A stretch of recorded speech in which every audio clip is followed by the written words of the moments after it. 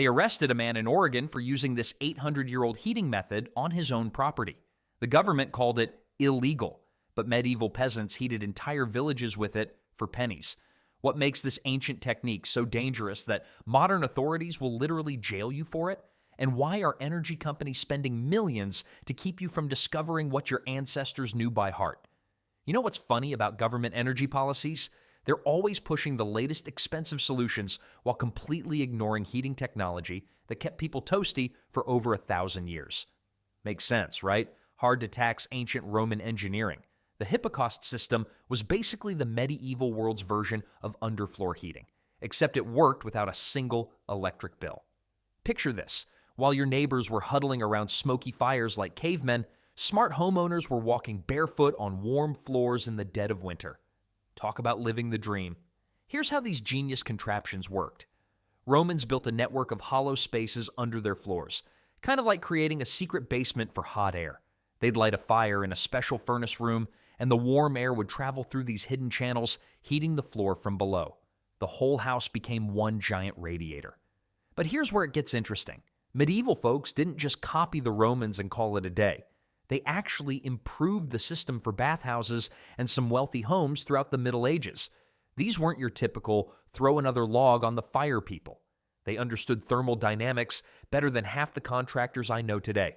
A well-built hypocaust could maintain indoor temperatures around 77 degrees Fahrenheit in January, without central heating, without smart thermostats, without any of the gadgets we think we need today. Just clever engineering and physics that still makes modern HVAC guys scratch their heads. Now, before you start planning your own hypocaust renovation, let's be honest about the elephant in the room. Installing one of these systems today would cost more than your car, maybe more than your house. The amount of stonework and specialized construction would make your wallet weep. Then there's the maintenance issue. Medieval servants spent considerable time keeping the furnace fed and the airways clear. One block duct meant cold feet for everyone. Plus, if something went wrong with the system, you couldn't exactly call a 24-hour repair service. But the principle behind hypocausts lives on in modern radiant floor heating. Same concept, different fuel source, which proves that sometimes the old ways weren't just quaint traditions, they were genuinely brilliant solutions. The hypocaust wasn't the only clever heating trick medieval people had up their sleeves, though.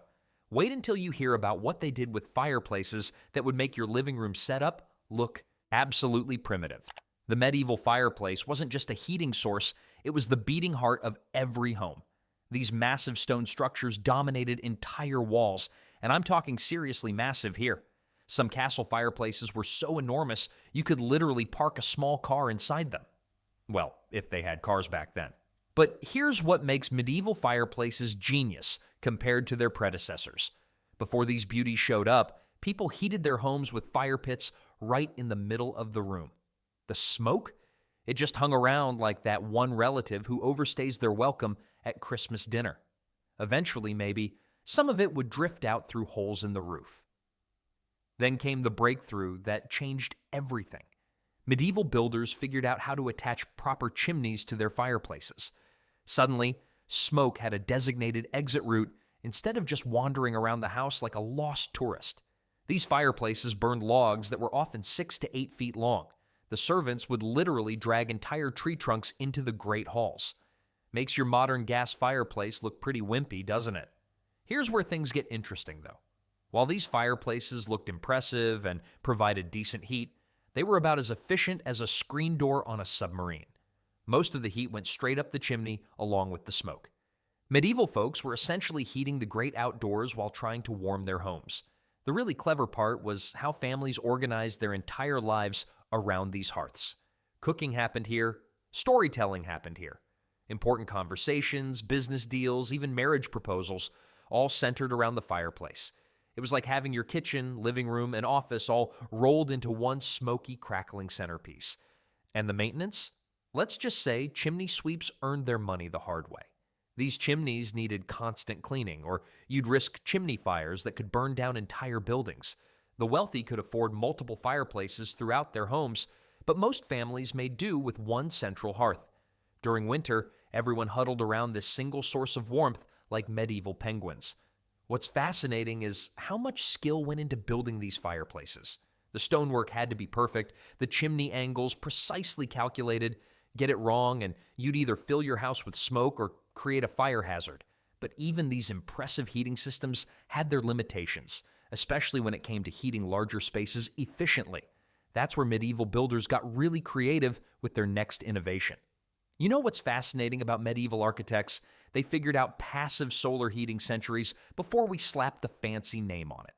These folks weren't sitting around with engineering degrees, yet they cracked the code on something modern homeowners pay thousands to achieve. Medieval builders positioned their windows like chess masters planning 10 moves ahead. South-facing openings became their secret weapon against winter's bite. Why south? Well, that's where Old Sol does his best work in the northern hemisphere, tracking across the sky like a reliable furnace operator who never calls in sick. But here's where it gets clever. These windows weren't randomly scattered across walls like buckshot. Medieval builders knew exactly how much sunlight each room needed. The main hall, big southern exposure, storage rooms, tiny slits would do just fine, thanks very much. And the weird part is how they maximized every precious ray.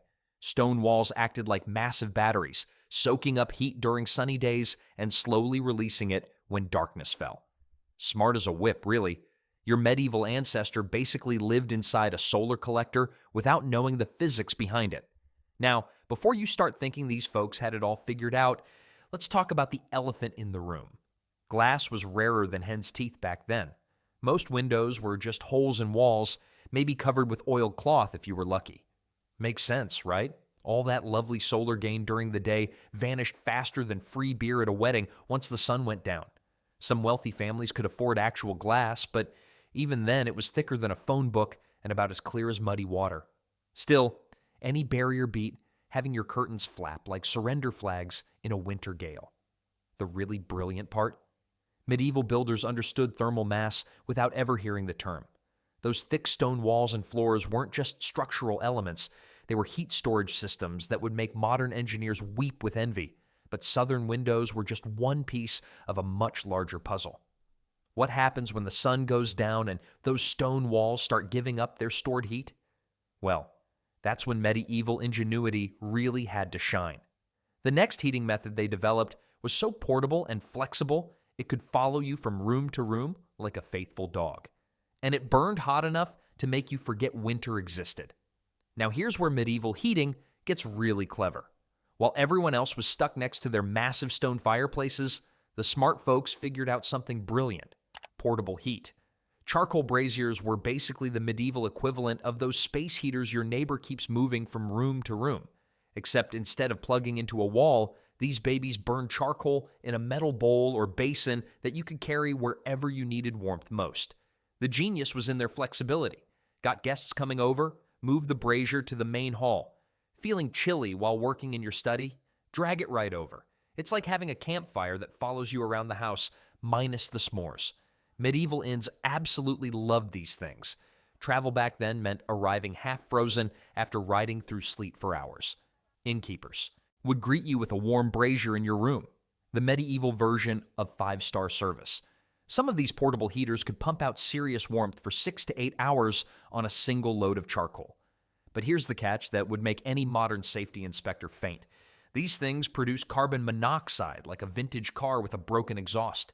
Medieval folks didn't know about this invisible killer, so they'd seal up their rooms tight to keep the heat in. Not exactly the brightest idea when you're essentially burning fuel indoors. The wealthy had ornate braziers made of bronze or iron, decorated like pieces of art. The poor made do with simple clay pots filled with glowing coals. Same principle, different price tag. Kind of like comparing a Tesla to a used Honda. Both get you there, but one definitely makes more of a statement. Monasteries used braziers in their scriptoriums. Those copying rooms where monks spent hours writing manuscripts. Ever tried writing with numb fingers?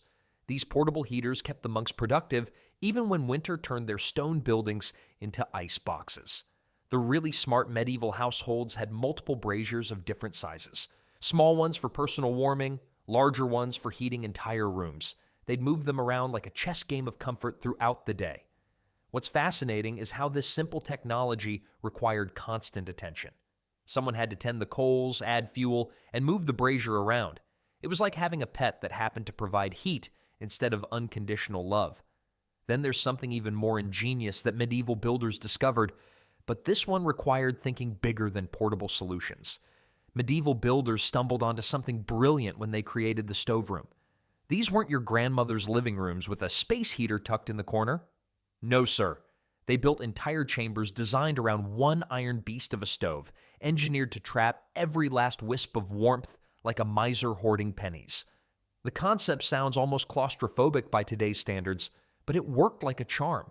You'd seal yourself into this dedicated heating chamber, close the door tight, and let the concentrated heat work its magic.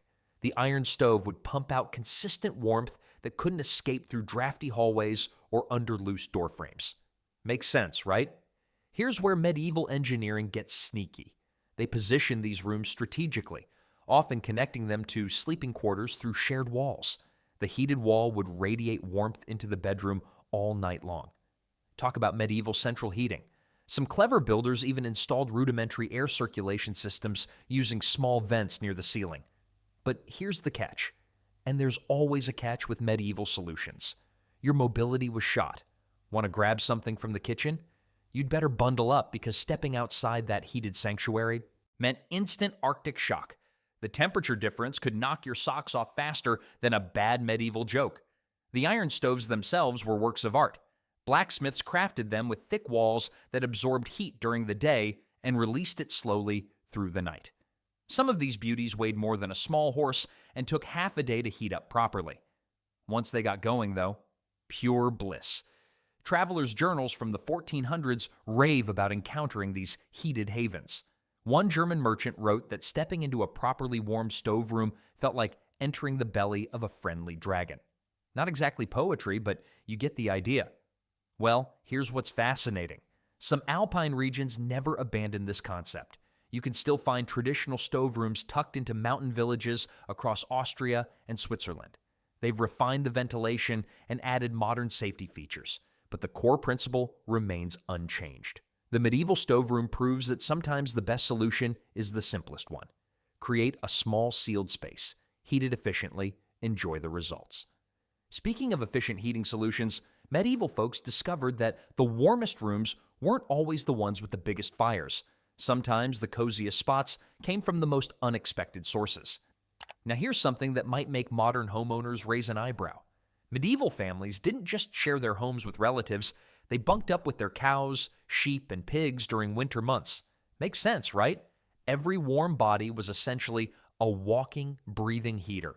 Your average medieval cow produces about the same heat as a small space heater running constantly. Multiply that by 3 or 4 animals, and you've got yourself a decent heating system that also gives you milk and eventually dinner. Talk about multitasking. These folks understood efficiency long before anyone coined the term sustainable living. But let's not romanticize this arrangement too much. Living with livestock meant dealing with smells that would make a modern sewage worker weep. The ammonia from animal waste could knock you flat, and hygiene wasn't exactly a medieval strong suit, yet families endured it because freezing to death seemed like the worst option. During particularly brutal winters, entire families would abandon their main living quarters and move into the barn. The shared body heat from humans and animals could raise indoor temperatures by 15 to 20 degrees. That's the difference between seeing your breath indoors and actually feeling comfortable. Well, here's where it gets interesting. Animals don't just provide heat. They also create humidity through their breathing and, shall we say, other bodily functions. This moisture actually helped prevent the air from becoming bone dry, which anyone who's dealt with modern heating knows can be miserable. Medieval families accidentally stumbled onto something our expensive humidifiers try to replicate today. The arrangement worked both ways too. Animals benefited from human body heat just as much as humans benefited from theirs. Farmers noticed their livestock stayed healthier and produced more milk when they shared living spaces during cold months. It was medieval teamwork at its finest, even if nobody was volunteering to write home about the aromatic experience. Some wealthy merchants even designed their homes specifically around this concept. They'd build their main living areas directly above the animal quarters, with strategically placed floor gaps to let warm air rise up naturally. The rich folks got the heat without quite as much of the smell. Typical, isn't it? And the weird part is, this practice continued well into the 17th century in some regions. But speaking of wealthy merchants and their clever heating tricks, they had another secret weapon that most people overlook when thinking about medieval comfort. Here's something your interior decorator never told you about medieval homes. Those fancy tapestries hanging on castle walls, they weren't just showing off wealth like some medieval Instagram post. These heavy fabric masterpieces were actually the world's first insulation system. Medieval folks figured out that bare stone walls were basically heat vampires, sucking warmth right out of rooms faster than a teenager drains a Wi-Fi connection. So they hung thick tapestries everywhere. Not just one layer either. Sometimes they'd stack multiple hangings to create air pockets that trapped heat like a cozy sandwich. The wealthy went absolutely bonkers with this stuff. Some tapestries were woven so densely they could practically stop a sword. Well, maybe not a sword, but definitely a nasty draft. These weren't your grandmother's doilies. We're talking about fabric barriers thick enough to make a winter coat jealous. But here's where it gets clever. Poor families couldn't afford those elaborate unicorn tapestries that cost more than a year's wages. Instead, they hung whatever fabric scraps they could find. Old clothes, worn blankets, even animal hides. Ugly? Absolutely. Effective? You bet. The real genius was in the placement. Medieval homeowners knew exactly where cold air snuck in. They'd hang fabric strategically over problem areas, creating barriers that channeled airflow away from living spaces. It's like they had thermal cameras in their heads, spotting cold spots better than modern energy auditors. Some castle records describe tapestries so effective they could warm entire wings during brutal winters. One account mentions a tapestry so thick that servants got lost behind it for hours. Okay, maybe that's exaggerating, but you get the point. These things were serious business. The wealthy even had seasonal tapestries, light fabrics for summer that allowed air circulation, then heavyweight champions for winter that turned rooms into cozy cocoons. They basically invented seasonal decorating, except it was about survival, not style. What's fascinating is how this combined beauty with function. These weren't just heat barriers. They were storytelling canvases, family histories, and status symbols all rolled into one massive heating bill solution. Then there's the practical maintenance side that nobody talks about. These tapestries collected dust, smoke, and probably things we don't want to think about. But families kept them because frozen toes trumped cleaning concerns every time. Speaking of creative solutions, medieval people had another trick that made tapestries look downright normal. Medieval folks understood something about staying warm that modern heating bills make us forget. Your clothes weren't just fashion statements, they were your personal heating system that went everywhere with you. Layering back then was an art form. First came the linen undergarments, thin but crucial for wicking moisture away from skin. Makes sense, right?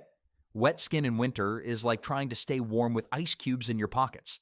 Over that went wool tunics, thick and scratchy, but absolutely brilliant at trapping air. And the wealthy, they'd top it all off with fur-lined cloaks that made them look like walking sleeping bags.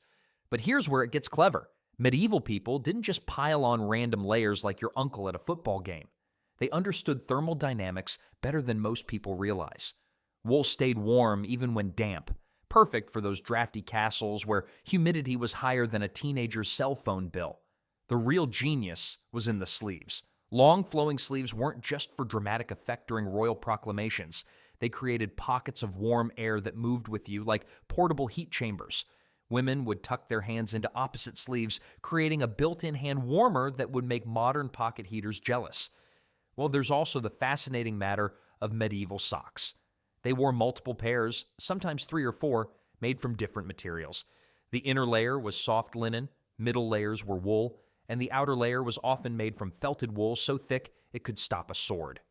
Okay, maybe not a sword, but definitely cold toes. Then there's the hood situation. Medieval hoods weren't the flimsy things we see today. These were engineered marvels that could be wrapped around the head multiple times, covering everything but the eyes. Think of a thermal burrito for your head, and you're getting close. The wealthy took this to ridiculous extremes. Some nobles wore so many layers they needed help getting dressed and undressed. One French count reportedly wore 14 different garments simultaneously during winter. Getting ready for bed must have taken longer than a modern airport security line. And the weird part is, this clothing method was more reliable than most medieval heating systems. Fireplaces could go out, but your wool cloak never needed stoking. This personal heating approach meant medieval people were essentially walking furnaces, completely independent of whatever primitive heating their homes might offer.